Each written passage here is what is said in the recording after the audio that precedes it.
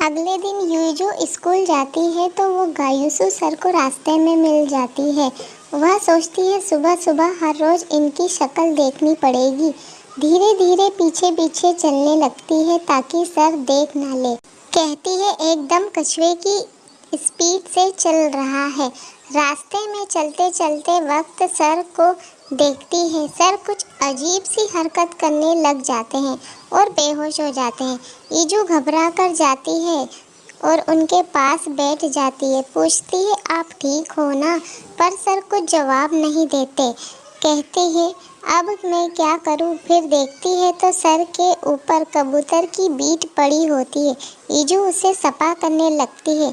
ईजू उनकी सांसें चेक करती है तो उनकी सांसें नहीं चलती। बोलती है अब क्या करूं? फिर वह सोच समझ कर सीपीआर देने की कोशिश करती है तो सर जल्दी से होश में आ जाते हैं। सर यूजू की तरफ देखते हैं। उन्हें थोड़ा धुंधला दिखाई देता है क्योंकि उनका चश्मा कहीं गिर गया था। ईजू पूछती है सर आप ठीक तो है ना? क्या आप कबूतर की बीट से बेहोश हो गए थे? उसके बाद सर अपना चश्मा ढूंढने लगते हैं। ईजू कहती है मैं ढूंढने में मदद करूं? फिर सर चेयर पर बैठ जाते हैं। ईजू चश्मा ढूंढने लगती है तो उसका पैर गलती से चश्मे पर चला जाता है और चश्मा टूट जाता है। तो सर कहते हैं मुझे कुछ आवाज़ आई, तुमने चश्मा तोड़ दिया क्या? ईजू कहती है नहीं, वो तो चश्मा नहीं था, लकड़ी की डंडी पर पैर पड़ गया था तो उसकी आवाज़ थी। सर किसी को चश्मा ना मिलने पर घर से कॉल करके दूसरा चश्मा लाने के लिए कहते हैं। घर से 3 सर और आ जाते हैं। तीनों मिलकर चश्मा ढूंढने लगते हैं, किसी को नहीं मिलता। ईजू परेशान होकर सोचती है चश्मा कहीं फेंक दूँ क्या? टेंशन में होती है अब क्या होगा। फिर सारे सर मिलकर स्कूल जाने लगते हैं तो ईजू को अकेला देख उसे भी अपने साथ ले जाते हैं। यह बात उसकी दोस्त को बता देती है कि वह टीचर्स के साथ गाड़ी में आ रही है। स्कूल पहुंचते ही सब तो ईजू सोचती है लड़कियां ऐसे कहेंगी कि तू टीचर्स की गाड़ी में क्या कर रही थी।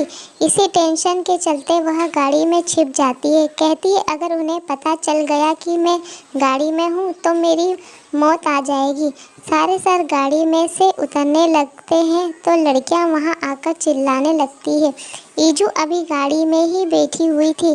जैसे ही ईजू गाड़ी से उतरती है तो गायुसु सर आ जाते हैं। उसका सिर पकड़कर गाड़ी में धक्का देते हैं। पूछते हैं अंदर ही रहना है क्या?